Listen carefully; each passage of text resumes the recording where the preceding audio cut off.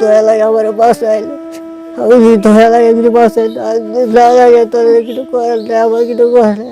রোদ বৃষ্টিতে রাজমিস্ত্রির কাজ করে পরিবার চালাতেন যে মানুষটি, আজ তিনি পড়ে আছেন ভাঙা ঘরের মেঝেতে। চিকিৎসার অভাবে রাজমিস্ত্রি মোহাম্মদ সুমন মিয়া এখন ঘরবন্দি, যার এখন শুধু বেঁচে থাকাই একমাত্র আকুতি।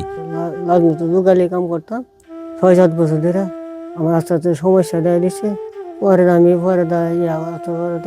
ঢাকা গিয়া পিজি মেচে গিয়া দুইটা গাছ দিচ্ছে, আমি আমি গিয়া পরীক্ষা করছি, ওখানে গিয়া ধরাত পড়ছে। ডাক্তারে ডাইরেক্ট অপারেশন করলে ভালো, অপারেশন না করলে ভালোইতো। দৈনিক রাজমিস্ত্রির মজুরির আয়ে মা, স্ত্রী ও সন্তানকে নিয়ে কোনো রকমে চলছিল তার সংসার। কিন্তু 5 বছর আগে কাজের সময় হঠাৎ কোমর ও পায়ে তীব্র ব্যথা শুরু হয়।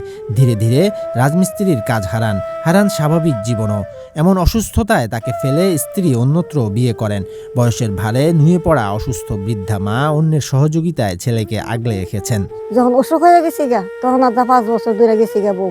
আমি অসুস্থ দেখে আসতে বউ আমার সাইডা গেছে গা, বিয়া হয়েছে ওখানে। খাওয়াটা মুহ তুলা দেউন লাগে, আমিও পারি না, আমি হইতা মাইকা দিই। 35 বছর বয়সী সুমন মিয়া নরসিংদীর রায়পুরা উপজেলার উত্তর বাখরনগর ইউনিয়নের লোচনপুর কুড়ের পাড় গ্রামের বাসিন্দা। দীর্ঘদিনের অসুস্থতায় চিকিৎসার অভাবে এখন ঘরবন্দি তিনি। খুব কষ্ট নিয়ে চলতেছি আমি, ইয়া করতেছি আমি, মাঝে ছায়া ছায়া খাইতেছি। আমার যে মায়া লাগে, দয়া লাগে, আমার 10টা 20টা দে দেন কানা ইয়া করে আমি নাইন্দা কষ্ট করে নাইন্দা আমি খাওয়াই। আমি পারি না তো নাইন্দা খাই, লাইটে বিষ ব্যথা হতে আমি কাশি হইতে থাকি। আমার অবস্থা সিরিয়াস। দয়া লাগে আমার বাসাইলে, আমি যদি দয়া লাগে যদি বাসায় না লাগে তাহলে কিছু করার নেই, আমার কিছু করার নেই। গত 2 বছর আগে ঢাকায় চিকিৎসকেরা পরীক্ষা করে জানান সুমনের কোমরের জয়েন্ট সম্পূর্ণ নষ্ট। স্বাভাবিক জীবনে ফিরতে হলে জরুরি অপারেশন প্রয়োজন, যার খরচ 4 থেকে 5 লাখ টাকা। দরিদ্র খেটে খাওয়া রাজমিস্ত্রি সুমনের কাছে যা কেবলই এক দুঃস্বপ্ন। কিন্তু এখন তাদের চলাফেরাটা এতই কষ্ট, যেটা ধরেন আপনার মানুষের ধারে এই অবস্থায় হাতটা পাইতা কোনো রকম জীবনটা বাঁচিয়ে রাখছে। আসলে তাদের চিকিৎসা করার মতো কোনো পরিবেশ ছিল না।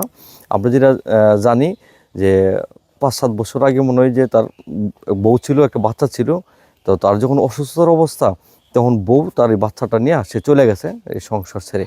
প্রতিবেশীও যদি কিছু সাহায্য করে তো হইলো ওনার চিকিৎসা হইলো, চলাফেরারও করে যেতে পারবো, তা এটাই আর কি।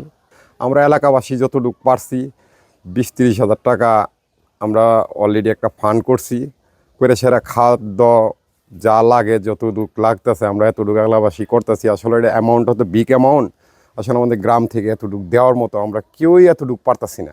তার অপারেশন করতে গেলে প্রায় 2 লক্ষ টাকার উপরে এবং কোনো 4 থেকে 5 লক্ষ টাকা লাগে।